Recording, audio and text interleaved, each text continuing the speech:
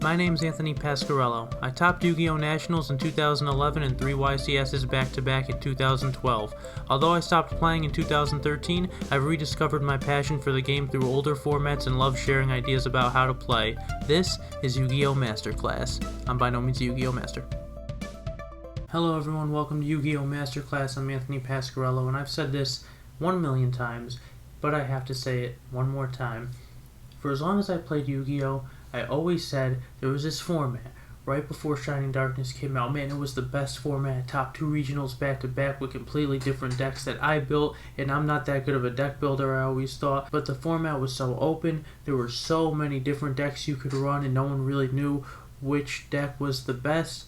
And now we're 12 years later, and it almost seems like it's too open, if that could even be a thing, because instead of rock, paper, scissors in a weird triangle with decks that beat each other, it's kind of just a humongous array of different decks that you can pick from, and it can get a little overwhelming sometimes. So today I kind of want to have a discussion of how I pick my decks going into bigger tournaments, smaller tournaments, stuff like that, and hopefully we all help each other figure out what we got to do, right, to start topping more. So first things first, I have 3 general rules when it comes to overall selecting a deck that you want to play for a tournament. The first one is weigh your options and pick the deck that you think is going to give you the best possible chance of winning. That doesn't mean the best deck. If someone made a tier list and everyone agreed that this specific deck was the best, doesn't mean it's necessarily going to give you the best chance of winning. What I mean by that is I want you to pick a deck that you look at from A to Z. You see the main deck, side deck, extra deck, you go, I like the way that deck runs. I've played it before. I'm pretty comfortable with it. I think I could do well with it. That's going to give me the best chance of winning. Now, as we know, there are so many decks in this format. This is just what I have for Edison format, and there are more on the website. There are a lot more. But I use this dragon deck as an example. This deck just became popular recently. And look at it, right? This is an absolute powerhouse of a deck. This can do so many things, but I have no clue what I'm doing with something like this. Okay, yeah, you trade in the big guys, you read you draw a bunch of cards, you card a constants, the little guys, right? But there are so many micro plays involved with a deck like this, of which cards to discard, which cards to hang on to, and the more experience you get with a deck, that's going to decide a lot of games, honestly. You're going to win many more games with more practice you have with a deck like this, because even though it looks so cut and dry, it's really not. There are a lot of decisions you have to make. Instant Fusion is thrown in here. Do I want to use that quickly so I can bring out a Red Eyes Darkness Metal Dragon? Do I want to hang on to that for later with Flame Velgar to make some of these crazy synchro monsters? There are a lot of questions you have to ask yourself with a deck like this. And really big Edison Tournament 4 is coming up in a couple days. I think this deck is really good, but I've never played this deck before. I can't possibly use this deck for a tournament like that and figure it out as I go. I want to give myself a good chance, so I want to pick the deck that's best for me. So when I look through this list, I see a bunch of decks that I really, really like, but what deck do I think is going to give me the best possible chance? I look at X-Sabers. I just made an X-Saber Masterclass a week ago. I love this deck. I think this deck is so, so good, but then I think about, would I pick this deck for a major tournament? Will I, hopefully win the first few rounds? I hope you get to the later rounds, you're going to start seeing players that are prepared for everything. They have really good side decks. They have just cards that cover an array of different things. And I look at this deck and I think, what does this lose to very hard? Deck Devastation Virus, right? It hits literally every card except a Cyber Dragon, your Arabellums, and your Fall Rolls, which really will do nothing unless you have your Arabellums. That's it. You lose, basically, right? You get hit with one card and you lose. I have a hard time picking a deck like this in a serious tournament like that, knowing that something like that could happen. I've taken this deck to locals. I've won with this deck at locals. That's all well and good. But when it comes to trying to win something against extremely competitive players, not saying the players at my locals aren't competitive, but when you're playing against literally Edison players, once it comes to online, you're playing with people from anywhere. So the best players are going to congregate and they are going to be here, and you are going to have to play them at some point if you make it that far. And if you want to win or do well in the tournament, you're going to have to beat them. So you have to give yourself the best possible chance of winning. So I'm probably not going to play X Sabres, right? Really big Edison tournament 4s in 2 days, and I honestly still don't know 100% what I'm playing. I think it's between Black Wings or Frog Monarchs. Gadgets, I still kind of want to play Gadgets a little bit. I love Lightsworn. There are so many decks, even Zombies. There are so many viable decks to pick from, and you really have to ask so many questions when trying to pick what you think you're going to do the best with. The second rule is building your deck the right way. Now, out of all these decks that you could pick, once you finally decide on one, you want to make sure that your list gives you the best possible chance of winning. You don't shoot yourself in the foot or lose synergy. As I was going through my decks, I came across a good example in this Gadget deck. Now, I love Gadgets. As you guys probably know, I played it in Ribbit too. But look at this now. You have Solidarity. Solidarity is great card. But 2 Starlight Roads. You have all these machines, and then if this happens to go off, it may not, but if it does, that's a dragon. If that winds up in the graveyard, there are 3 dead cards. Royal Oppression with Starlight Road, if you happen to flip this first, and then your opponent Heavy Storms or something, and you want a road, because this card has part of an effect that special summons, they could pay 8 to negate this, whether you want to bring out the Stardust Dragon or not. They can still pay 800 and just negate this card entirely. These are contradictory cards, so we have to figure out what we want to do. Maybe we take that out. Maybe we put in a Dark Bribe instead.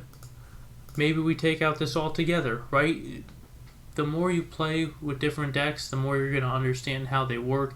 Yes, and you play against them, you get some knowledge from it, but there's really nothing like piloting the deck yourself and seeing what you're losing to more, what's really doing well, and tailoring that to what you think is best. And the third thing is playing the deck the right way. That is much easier said than done. There are so many decks that people could say, alright, just do this, very cut and dry.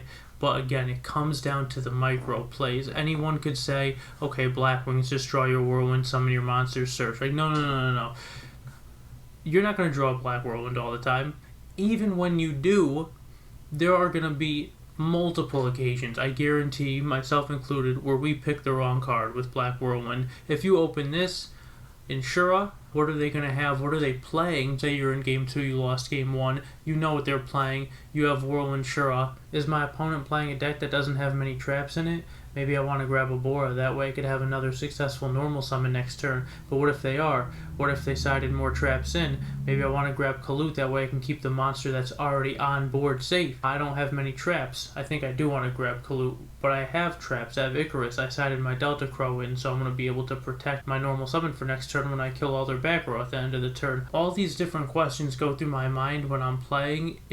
It's just so important to play every card correctly. I'm not saying take 20 minutes to make every play, because sometimes I do that, I take way too long. And even though, again, on paper it might look like, okay, this is the optimal play right now, you have to really dig deep in the think tank.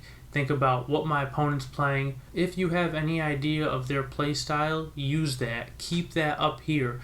Maybe you notice you're in an earlier round, you're playing someone that doesn't have a lot of Edison format experience. Maybe they're going to set 2 or 3 back row with no protection, no Solemn, no Starlight Road, no Bribe, nothing to protect it. Maybe someone like that would play multiple copies of Starlight Road. Things you have to gauge. Some answers you're never going to know 100%. I know people that are extremely good at the game that have been playing against other people who are extremely good, and they'll set 4 or 5 back row with no protection just because they know their opponent would never use Heavy Storm in that scenario because they don't want to go -1 and deal with a Stardust Dragon. So many mind games going on, and all things you have to consider when you're thinking about all the decks that you could choose from. Which one do you think is going to help you the most? When you're thinking about what cards are going to go into the deck, when you're thinking about every single play that you're about to make or that you're making, your opponent, how they play, what they may have, the way they played the turn before, does it telegraph anything that they could have in their hand? There are more obvious ones than others, but there are so many questions that go into every single move in Yu-Gi-Oh! And that is something that I really love about the game. I love this competitive Pokemon, and I've loved Yu-Gi-Oh! Those are my two, just my two biggest passions, I want to say.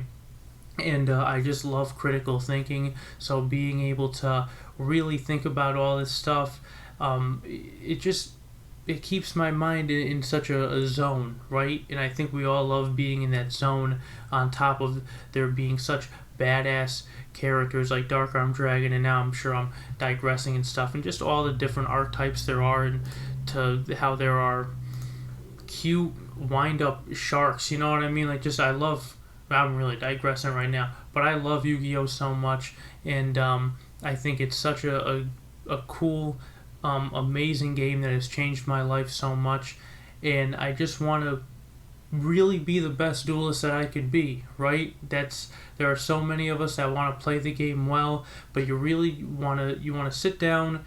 You want to be egoless about it. It has nothing to do with your calculator case, or your spell ground, or your double deck box. Like, that's all 2009 stuff. But like, none of that matters. It's all up here. You want to sit across from your opponent and be like, I'm giving myself the best possible chance of winning right now. Yes, I know what I'm doing with this deck. I've played with it so many times. I know how to play it. And because of that, I made a really good build of it with a really good side deck, and I know how to play my cards. So like, once you have that feeling, it gives you so much confidence going into any tournament, honestly. Big, small, doesn't matter. Even if you're just casually playing with friends, you are going to give yourself the best chance of winning. And that's really all the advice I could give you guys. If you're playing in any tournament on this Saturday or whenever, best of luck to you. And yeah, I normally get nervous before these, but I'm trying to take my own advice on this one, I think, and I'm just going to go with what I think I know how to use best and what's going to give me the best chance of winning. So thank you so much for watching, guys. Good luck. We'll see you in the next one.